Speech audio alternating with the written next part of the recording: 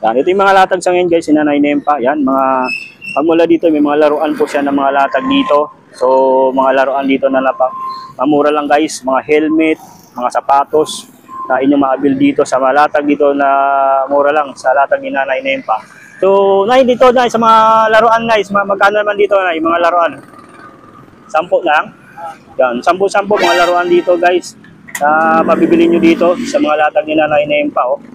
Yan, sulit na mga laruan guys. Yan oh.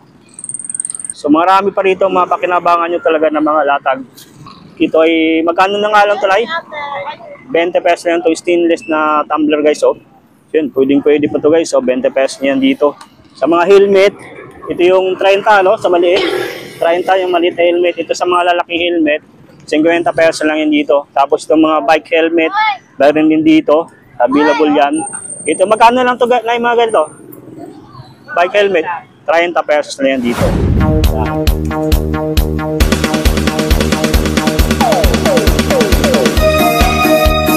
Magandang araw sa inyo kapyan. Dito tayo ngayon sa may Pinagbuhatan Pasig. So may nakita tayo dito mga latag ng mga iba't ibang klase ng mga items, mga sapatos, helmet na inyo mabibili dito sa kahabaan nitong Urbano Velasco Avenue sa may Pasig. Sa may mismong malapit lang sila ng palengke. Guys, pasadahan natin to mga latag dito ni Nanay Nempa na mga panalong mga items ito inyo mabibili.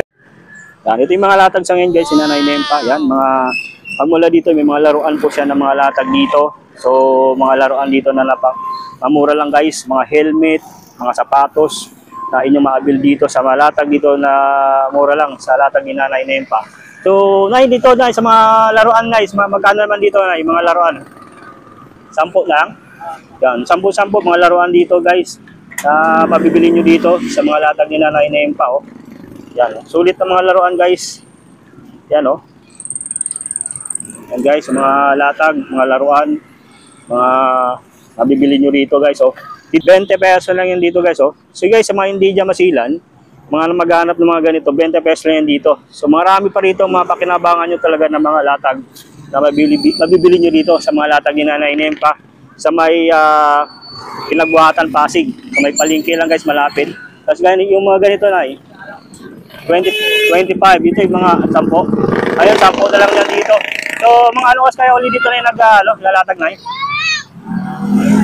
pag wala launa? Yun, alas 2 ng hapon. May mabibili na kayo dito guys hanggang maghapon na po yan si Nanay dito. Ito yung mga latag niya guys, available. Yung mga ganito. Ito ay magkano na nga lang talay? 20 pesos lang ito, stainless na tumbler guys oh.